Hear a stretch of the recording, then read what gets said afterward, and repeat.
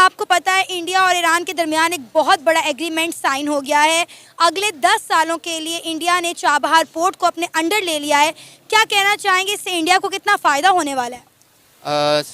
फ़ायदा तो बहुत ज़्यादा होने वाला है इंडिया को। मतलब उनकी देखा जाए तो बहुत बड़ी फतह है, सफारती भी और जो है ना उनकी इकोनॉमी के लिए भी बहुत बड़ी फतह है उनकी कि उन्होंने जो है ना ये पोर्ट। वेलकम करती हूँ। ईरान ने विजिट तो पाकिस्तान का किया, लेकिन 10 इयर्स डील की है इंडिया से। इंडिया और ईरान की चाबहार पोर्ट की 10 ईयर डील कितनी सिग्निफिकेंट है और इसके ऊपर अमेरिका को परेशानी है और अमेरिका ने इस बारे में सैंक्शंस लगाने के हवाले से क्या कहा है। इंडिया और ईरान की चाबहार पोर्ट की 10 साल डील में क्या क्या होगा और क्या पाकिस्तान को बाईपास किया बैठा हुआ। अब आप ये बताएं कि जो चाबहार पोर्ट इंडिया ने अगले 10 सालों के लिए अपने अंडर ले लिया है, कहा जा रहा है कि अगर ईरान और इंडिया के ताल्लुकात बेहतर हुए या बेहतर रहे तो ये 100 साल तक ये एग्रीमेंट चलने वाला है। इससे इंडिया को कितना फ़ायदा होगा? पहले आप देखें कि अफगानिस्तान को उन्होंने गंदम पहुँचानी होती थी तो वाया पाकिस्तान पहुँचाते थे। उसके अलावा आप देखें कि ये पोर्ट के अब कितने फ़ायदे होने वाले हैं इंडिया को। इंडिया को फ़ायदे ही ज़ाहिर है, इंडिया को लाइफ टाइम फ़ायदा होगा इसका, क्योंकि इंडिया अरब मुल्क के साथ तल्लक बना के चल रहा है, ठीक है। और उसके अलावा वो चाहता है कि पाकिस्तान को इसमें पाकिस्तान को नीचा ही दिखाना है ना, तो उनका फ़ायदा है इसमें। दोस्तों, ईरान और इंडिया के दरमियान एक बहुत इंपॉर्टेंट एग्रीमेंट साइन हुआ है। बड़ा इंपॉर्टेंट मुआहिदा इन दोनों कंट्रीज के दरमियान अब साइन हो चुका है। ईरान और इंडिया ने 10 साल के लिए चाबहार पोर्ट पर पूरा इस एग्रीमेंट को साइन किया है और ईरान ने यह भी बोला है कि ये पोर्ट हम 10 साल के लिए इंडिया को हैंडओवर कर रहे हैं। उनके कंट्रोल में है अब ये पोर्ट और वो पूरे 10 साल के लिए इस पोर्ट को किसी भी तरीके के लिए इस्तेमाल कर सकते हैं, चाहे इस पोर्ट से ट्रेड करें, चाहे इसको किसी भी तरह से यूज करें और साथ ही साथ इसकी डेवलपमेंट भी करें। अब अगर मैं चाबहार पोर्ट की बात करती हूँ, चाबहार पोर्ट को अगर जियोपॉलिटिकली देखा जाए तो जियोपॉलिटिकली चाबहार पोर्ट की इंपॉर्टेंस बहुत ज्यादा है। एक तो ये ईरान के साउथ ईस्टर्न पार्ट पे लोकेटेड है, गल्फ ऑफ द ओमान के ऊपर लोकेटेड है, और दूसरा ये तेहरान की पहली पोर्ट है, डीप वाटर पोर्ट है, जिसको अब इंडिया इस्तेमाल करने वाला है, उस पर डेवलपमेंट भी करने वाला है। और अगर हम ट्रेड पॉइंट ऑफ व्यू से बात करते हैं, ट्रेड पॉइंट ऑफ व्यू से भी ये पोर्ट इंडिया के लिए बहुत ज्यादा इंपॉर्टेंट है। इस हेलो दोस्तों, आपका स्वागत है अपने YouTube channel Bharat Pak reaction and review में। दोस्तों, आज की वीडियो में हम देखने वाले हैं कि भारत ने ईरान का चाबहार पोर्ट 10 साल के लिए ऑपरेट करने के लिए ले ही लिया है। ये बात सुनकर पाकिस्तानियों के सीने में जलन होने लगी, इनको वो बात हजम नहीं हुई। पाकिस्तानी कह रहे हैं ईरानी सदर ने अभी पिछले दिनों ही पाकिस्तान का दौरा किया और डील भारत के साथ साइन कर ली, और पाकिस्तान की इतनी हिम्मत भी नहीं है कि यूएस के सैंक्शन के डर से पाकिस्तान कुछ भी ईरान के साथ काम कर ले। उस्मान, आपको पता है इंडिया और ईरान के दरमियान एक बहुत बड़ा एग्रीमेंट साइन हो गया है। अगले 10 सालों के लिए इंडिया ने चाबहार पोर्ट को अपने अंडर ले लिया है। क्या कहना चाहेंगे, इससे इंडिया को कितना फ़ायदा होने वाला है? फ़ायदा तो बहुत ज़्यादा होने वाला है इंडिया को। मतलब उनकी देखा जाए तो बहुत बड़ी फतह है, सफारती भी और जो है ना उनकी इकोनॉमी के लिए भी बहुत बड़ी फतह है उनकी कि उन्होंने जो है ना ये पोर्ट अपने अंडर ले लिया 10 साल के लिए। और एक चीज़ मुझे समझ नहीं आती, मैं इसके ऊपर थोड़ा सा स्टडी उस दिन देख रहा था मैं एक ब्लॉग के ऊपर, तो मैंने इसका 2019 में पढ़ा था कि 2019 के अंदर इस जो है ना पोर्ट को उन्होंने इसकी डेवलपमेंट बहुत ज़्यादा की थी, ठीक है। जो उस टाइम मेरे ज़हन के अंदर आ रहा था कि जो है जी इंडिया डेवलपमेंट कर रहा है अपनी छोड़ के एक बाहर जो है स्टेट के अंदर डेवलपमेंट कर रहा है। इससे पहले वो अफ़गानिस्तान में भी कर चुका हुआ है और उधर इवन उसकी डेवलपमेंट सारी की सारी वो जब तालिबान की गवर्नमेंट आई और उसके बाद फिर वो सारी डूब गई उनकी। और अब दोबारा एक और इतना बड़ा उन्होंने इनिशिएटिव लिया कि अब वो ईरान के अंदर करने जा रहा है, 2019 के अंदर इतनी बड़ी डेवलपमेंट कर रहा है। तो मैं सोच रहा था कि पता नहीं किस लिए कर रहा है। अब उसने 10 साल के लिए कर लिए तो मैं कहूँगा वो बहुत बड़ी उनकी जो है उसके ऊपर फतह है, डिप्लोमेटिकली और इकोनॉमिकली भी, कि उन्होंने जो है। पता है उस्मान, अभी भी जो है इंडिया ने ना सिर्फ इस पोर्ट को अगले 10 सालों के लिए अपने अंडर लिया है, बल्कि $120 मिलियन की इन्वेस्टमेंट भी कर रहा है इंडिया इस पर। बहुत है, बहुत बड़ी इन्वेस्टमेंट है, $120 मिलियन। और मैं ये कहूँगा कि जो है उसके पास इतनी इन्वेस्टमेंट करने के लिए इतना पैसा है कि वो जो है जी एक बाहर इतनी बड़ी रकम फेंक रहा है। पहले अफ़गानिस्तान की इतनी रकम उसने फेंकी, अब ईरान में कर रहा है, तो वो बोल्ड स्टेप्स लेता है। और मुझे हैरानगी होती है कि हमारी जो है ना पॉलिसीज़ वगैरह कहाँ पे मतलब स्टैंड कर रही हैं। दोस्तों, ईरान और इंडिया के दरमियान एक बहुत इंपॉर्टेंट एग्रीमेंट साइन हुआ है। बड़ा इंपॉर्टेंट मुआहिदा इन दोनों कंट्रीज के दरमियान अब साइन हो चुका है। ईरान और इंडिया ने 10 साल के लिए चाबहार पोर्ट पर पूरा इस एग्रीमेंट को साइन किया है और ईरान ने यह भी बोला है कि ये पोर्ट हम 10 साल के लिए इंडिया को हैंडओवर कर रहे हैं, उनके कंट्रोल में है अब ये पोर्ट, और वो पूरे 10 साल के लिए इस पोर्ट को किसी भी तरीके के लिए इस्तेमाल कर सकते हैं, चाहे इस पोर्ट से ट्रेड करें, चाहे इसको किसी भी तरह से यूज करें और साथ ही साथ इसकी डेवलपमेंट भी करें। अब अगर मैं चाबहार पोर्ट की बात करती हूँ, चाबहार पोर्ट को अगर जियोपॉलिटिकली देखा जाए तो जियोपॉलिटिकली चाबहार पोर्ट की इंपॉर्टेंस बहुत ज्यादा है। एक तो ये ईरान के साउथ ईस्टर्न पार्ट पे लोकेटेड है, गल्फ ऑफ द ओमान के ऊपर लोकेटेड है, और दूसरा ये तेहरान की पहली पोर्ट है, डीप वाटर पोर्ट है, जिसको अब इंडिया इस्तेमाल करने वाला है, उस पर डेवलपमेंट भी करने वाला है। और अगर हम ट्रेड पॉइंट ऑफ व्यू से बात करते हैं, ट्रेड पॉइंट ऑफ व्यू से भी ये पोर्ट इंडिया के लिए बहुत ज्यादा इंपॉर्टेंट है। इसके जरिए इंडिया की पकड़ एक तो अफगानिस्तान में होगी, ट्रेड अफगानिस्तान में बढ़ेगी, दूसरा सेंट्रल एशिया के अंदर भारत की एंट्री हो जाएगी और पकड़ मजबूत हो जाएगी। तो इसका फायदा भारत को बहुत ज्यादा है ईरान के साथ साथ। अब अगर मैं इसकी हिस्ट्री में जाऊं कि ये मुआहिदा कब से होना शुरू हुआ, कब से इसकी बातचीत चल रही थी और कब से इसके दरमियान रुकावटें आ रही थी, तो मुझे थोड़ा हिस्ट्री में जाना पड़ेगा। चलते हैं 2002 से शुरुआत करते हैं। 2002 में जब प्रेसिडेंट थे ईरान के खत्मी साहब, और खत्मी साहब आए थे इंडिया टूर के लिए, इंडिया विजिट के लिए आए थे, भारत तशरीफ लेकर आए थे। तब भारत के प्रधानमंत्री थे, तब भारत के प्राइम मिनिस्टर थे अटल बिहारी वाजपेयी। ठीक है, उन दोनों की जब आपस में मीटिंग हुई, ईरान के प्रेसिडेंट की और अटल बिहारी वाजपेयी की, तो आपस में बैठ के चाबहार पोर्ट से रिलेटेड भी काफी ज्यादा बातचीत हुई, उस पर एक एग्रीमेंट भी साइन हुआ।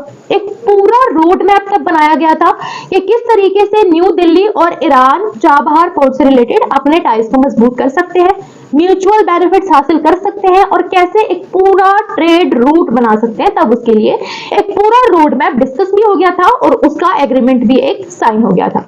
लेकिन फिर उसके बाद क्या होता है, उसके बाद यूएस की कुछ सैंक्शंस लग जाती हैं और ये मुआहिदा थोड़ा डिले हो जाता है।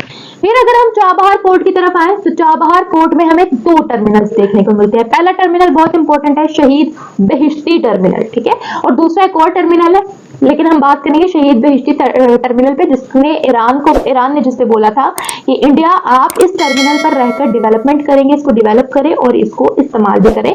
तो इसी टर्मिनल के ऊपर भारत की इन्वेस्टमेंट भी हुई और काफी ज्यादा इस पर हमें पॉइंट्स भी देखने को मिल सकते हैं। अब 2016 में जब मोदी गवर्नमेंट थी, 2014 में चूंकि मोदी गवर्नमेंट आई, इसलिए 2016 में मोदी गवर्नमेंट के अंदर ही ईरान, अफगानिस्तान और भारत का एक एग्रीमेंट साइन किया गया और बोला गया कि इस पॉइंट को पहले भारत डेवलप करे।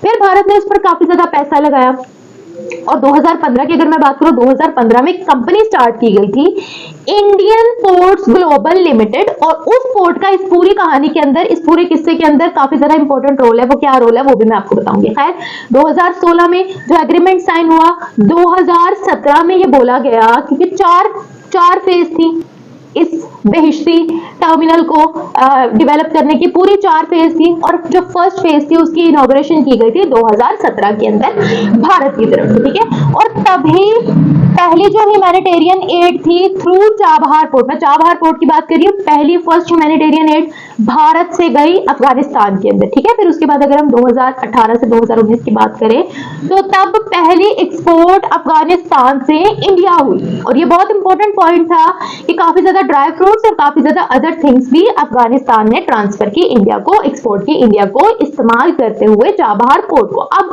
अफगानिस्तान ने हामी क्यों भरी कि हाँ, हम चाहते हैं कि हम चाबहार पोर्ट के साथ एग्रीमेंट करें और साथ ही साथ इंडिया बेहिश्ती टर्मिनल को, शहीद बेहिश्ती टर्मिनल को डेवलप करे। इसके पीछे की एक बहुत बड़ी वजह है, क्योंकि अफगानिस्तान है एक लैंडलॉक कंट्री, और अगर मैं लैंडलॉक कंट्री की बात करूं तो लैंडलॉक कंट्री वो होती हैं जिनका डायरेक्ट लिंकेज नहीं होता है ओशन के साथ। वेलकम करती हूँ। ईरान ने विजिट तो पाकिस्तान का किया, लेकिन 10 इयर्स डील की है इंडिया से। इंडिया और ईरान की चाबहार पोर्ट की 10 ईयर डील कितनी सिग्निफिकेंट है और इसके ऊपर अमेरिका को परेशानी है और अमेरिका ने इस बारे में सैंक्शंस लगाने के हवाले से क्या कहा है। इंडिया और ईरान की चाबहार पोर्ट की 10 साला डील में क्या क्या होगा और क्या पाकिस्तान को बाईपास किया गया, जरा इसके ऊपर बात की लेते हैं। देखिए, अभी तो ईरान के प्रेसिडेंट रईसी विजिट करके गए हैं पाकिस्तान का, तो अभी कुछ दिन के अंदर ही अब ये खबर आ रही है कि इंडिया और ईरान ने 10 साला डील कर ली है और इस 10 साला डील में अब ईरान की चाबहार पोर्ट का तमाम कंट्रोल इंडिया के पास चला गया है। अब चाबहार पोर्ट का कंट्रोल कंप्लीटली मुकम्मल तौर पर इंडिया के पास है। ऐसा नहीं है कि चाबहार पोर्ट पर इंडिया ने पहली बार कंट्रोल हासिल किया हो, नहीं, इससे पहले भी इंडिया का कंट्रोल चाबहार पोर्ट पर रहा और ऐसा भी नहीं है कि इंडिया ने ये पहली पोर्ट हासिल की हो, क्योंकि मैं देख रही थी कि कई लोग इस तरह की बात कर रहे थे, बल्कि काफी बड़े बड़े ऐसे लोग के जो समझते हैं कि उनको बहुत कुछ मालूम है। जैसे कि मैंने जब ये देखा ट्विटर पे आदिल राजा ने ये पोस्ट किया था कि जो इंडिया है उसने इंडिया ने पहली पोर्ट जो है वो हासिल कर ली है और चाबहार पोर्ट पर अब उसका हो गया। मैंने लिखा कि ये पहली पोर्ट नहीं, इंडिया तो कई एक पोर्ट्स अब तक हासिल कर चुका है दुनिया में और इसके ऊपर हम प्रोग्राम भी कर चुके हैं अगर आपको याद हो, जिसमें हाइफा पोर्ट भी है इजराइल के, जिसमें ओमान की पोर्ट भी है, जिसमें म्यांमार के सितवे पोर्ट भी है और चाबहार पोर्ट भी है। तो चाबहार पोर्ट पहले भी इंडिया के पास रही, लेकिन फर्क यह है कि इंडिया के पास पहले 10 इयर्स के लिए नहीं थी, वो साल साल का एग्रीमेंट हुआ करता था। अब साल का जो एग्रीमेंट होता है उसके अंदर आपको ये नहीं पता होता कि नेक्स्ट ईयर आप यहाँ पर यही वाले ऑपरेशंस कर रहे होंगे या नहीं कर रहे होंगे, क्योंकि नेक्स्ट ईयर क्या होता है, आपको दोबारा से डील करनी पड़ेगी, दोबारा से जो है वो सिग्नेचर करने पड़ेंगे, साइन करने पड़ेगा एग्रीमेंट, तो करना चाहेंगे नहीं करना चाहेंगे क्या होगा। तो उस पर मैं देख रही थी कि डॉक्टर जयशंकर ने इस हवाले से जो गुफ्तगू फरमाई है उनका भी यही कहना था। आप जरा उनका एक दो सेंटेंस सुन लें कि उन्होंने ये क्या कहा है कि अब क्यों फर्क है और पहले भी उनके पास थी, लेकिन आखिर क्या उनको क्यों 10 साल का मुआहिदा करना पड़ा।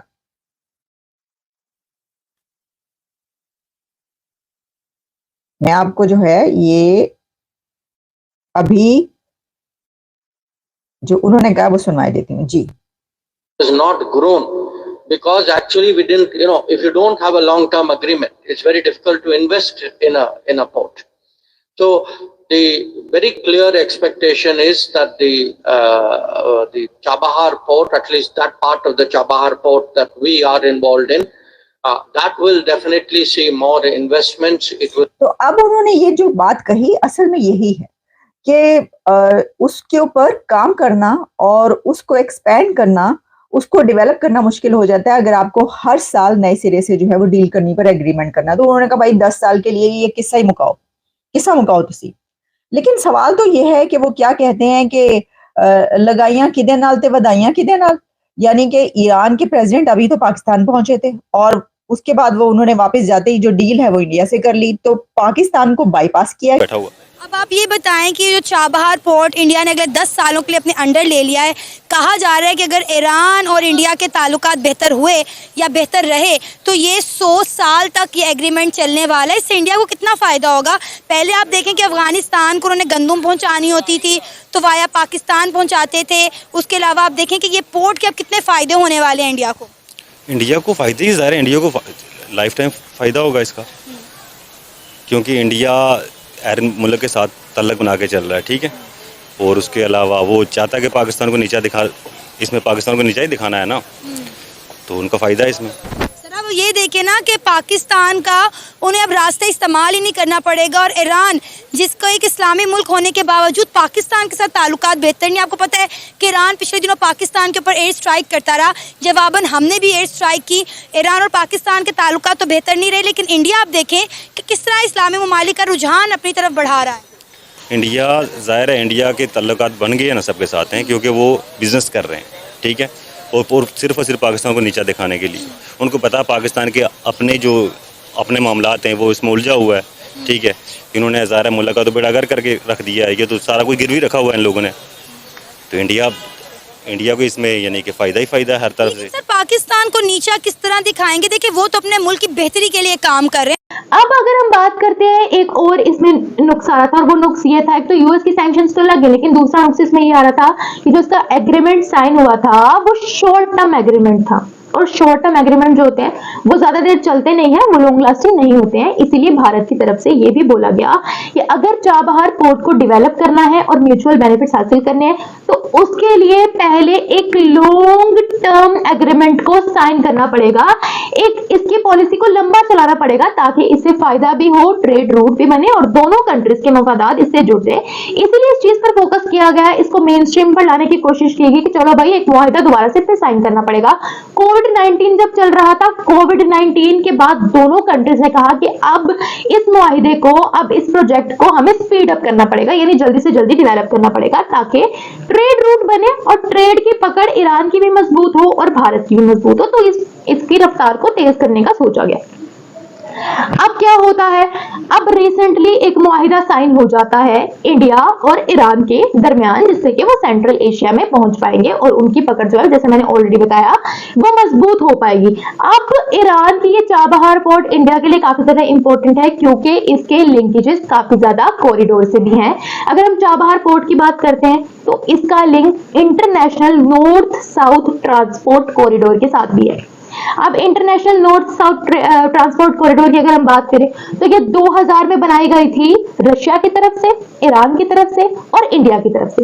ये तीन कंट्रीज इसके अंदर मुलविस थी और इन तीनों ने ये बना दी। अब अगर हम बात करते हैं, इसी कॉरिडोर के जरिए ओशन और पर्शियन गल्फ मिलेंगे कैस्पियन ओशन के साथ ईरान के थ्रू, और उसी से आगे यूरोपियन कंट्रीज के साथ एस पीटर्सबर्ग जो कि रशिया में लोकेटेड है उसके जरिए। यानी कि इस कॉरिडोर के जरिए, ईरान की चाबहार पोर्ट के जरिए इंडिया की जो पकड़ है वो यूरोपियन कंट्रीज के अंदर भी मजबूत हो जाएगी और एक ट्रेड रूट बन जाएगा यूरोपियन कंट्रीज के अंदर ही, कि वहां पर भी एंट्री मिल जाएगी इंडिया को। और जिस तरीके से शिपमेंट होती है, वहां पर चीजें एक्सपोर्ट होती हैं भारत की, वो उसमें काफी ज्यादा दिन लगते हैं और 15 दिनों के घाटे के साथ इंडिया अपनी शिपमेंट, अपनी एक्सपोर्ट जो है वो यूरोपियन कंट्रीज के अंदर भी कर पाएगा। इससे एक और फायदा होगा, यानी कि सेंट्रल एशिया के अंदर तो पकड़ मजबूत हो गई, लेकिन अगर हम यूरोपियन कंट्रीज की बात करते हैं तो यूरोपियन कंट्रीज के अंदर भी भारत की पकड़ फिर तो आपको चाबहार पोर्ट के बारे में पता होगा, ईरान का ये पोर्ट है और इंडिया ने इसके ऊपर एक बहुत बड़ा एग्रीमेंट साइन कर लिया अपनी तारीख का। अगले 10 सालों के लिए चाबहार पोर्ट जो है वो अब इंडिया के अंडर रहेगा और अगर इंडिया और ईरान के ताल्लुकात बेहतर रहे, बेहतरीन हुए तो ये एग्रीमेंट जो है 100 साल तक भी चलेगा। क्या कहना चाहेंगे इस पर? मेरा यही है कि इंडिया अच्छी पॉलिटिक्स कर रहा है, इंटरनेशनली अपना रोल अदा कर रहा है और लाइक उनका जो एक प्लान है, इकोनॉमी प्लान है फ्यूचर का, वो उसको लेके बड़ा चाह रहे हैं। मतलब लाइक पाकिस्तान को भी चाहिए कि वो इस तरह अपने नेबर्स के साथ करे कंटिन्यू चीज़ें, बट अनफॉर्चुनेटली पाकिस्तान उस तरह से डील नहीं कर रहा। उसकी बजाय हमारा जो दूसरे नेबर कंट्री हैं वो हमारे एक दूसरे नेबर कंट्री के साथ वो अपना कॉन्टेक्ट कर रहा है और हालांकि पाकिस्तान इंडिया को मिलकर ग्वादर का कर लेना चाहिए था। तो ये हमारी जो मिसकम्युनिकेशन हैं जिनकी वजह से इंडिया जो है कोई और कंट्री चूज़ कर रहा है। और इस्लामी ममालिक है ईरान, आपको पता पिछले दिनों ईरान के सदर जो है वो पाकिस्तान आए हुए थे और हम कश्मीर कश्मीर कहते रहे, लेकिन ईरान ने एक बार भी जो है इस पर कोई रिस्पॉन्स नहीं दिया, उनके तो कान पे जूं तक नहीं रेंगी। उसमें और भी काफ़ी फैक्टर्स हैं, हमारे खुद ईरान के साथ ताल्लुक़ नहीं अच्छे। अभी रिसेंटली में आपको पता है हमारे खुद उनके साथ फ़ाइट चलती रही है, इन्होंने मिसाइल थ्रो करते रहे इधर उधर। तो उसमें फिर यही है कि ऑफ कोर्स वो अभी तो ये मेरे ख्याल में वही चीज़ ठंडा किया उन्होंने उस मामले को, बट अगर आई थिंक ये वो अपने जिस तरह गैस पाइपलाइन का इनका मंसूबा है, अगर फ़िलहाल वही कर लें तो काफ़ी उससे फिर हम इस साइड पे भी जा सकते हैं। कोई कांटेक्ट इस तरह भी किया जा सकता है कि ग्वादर और जो उनका पोर्ट है उस दोनों को इकट्ठे मिलके कोई अच्छे प्रेसिडेंट रईसी जो है जब विजिट कर रहे थे तो हुआ ये कि उसी वक्त अमेरिका की तरफ से क्या दिया गया, जब उनसे सवाल किया गया डेली प्रेस ब्रीफिंग्स के दौरान तो उन्होंने कहा कि एग्जैक्टली हम देख रहे हैं, होशियार रहे, ये सैंक्शंस लगेंगी, जो भी कारोबार करेगा, जो भी बिजनेस करेगा ईरान के साथ। तो अब क्या हुआ? इंडिया ने तो ईरान के साथ कर लिया एग्रीमेंट, 10 साल का चाबहार का पोर्ट का ये एग्रीमेंट है। तो उसके अंदर खबर ये आ रही है कि इसी तरीके से सवाल किया गया प्रेस ब्रीफिंग के दौरान अमेरिका में, और वेदांत जो उनके स्पोक्स पर्सन है, उनसे पूछा गया कि जनाब ये जो है सिलसिला, तो उन्होंने कहा कि हाँ सैंक्शंस का खतरा है और जो भी उनके साथ कारोबार करेगा तो उसको जो है वो उसके ऊपर ये तलवार जो है ज़ाहिर के लटकती रहेगी कि सैंक्शंस लग सकती हैं। लेकिन आपका क्या ख्याल है कि इंडिया पर सैंक्शंस लगेंगी ईरान के साथ कारोबार करने पे? आप मुझे ये बताइए कि क्या इंडिया ने जब तेल लिया है रशिया से, जिस वक्त यूक्रेन और रशिया वॉर स्टार्ट हुई है और अमेरिका की तरफ से बहुत ज्यादा दबाव था और पूरी दुनिया को कहा गया था कि रशिया से कोई तेल नहीं लेगा, रशिया के साथ आप अपने ताल्लुकात खत्म कीजिए, क्या आपने देखा कि उस वक्त इंडिया ने उनसे तेल लेना छोड़ दिया? ऐसा नहीं हुआ। इंडिया ने भरपूर तरीके से दबा के तेल लिया है रशिया से। जिस तरीके से वो चाहते थे उन्होंने रशिया के साथ उस दौरान भी कारोबार किया। किसी ने कुछ कहा? कोई कुछ नहीं कह सका। किसके ऊपर सैंक्शन लगी? क्या इंडिया के ऊपर सैंक्शंस लगाई गई थी? नहीं लगी।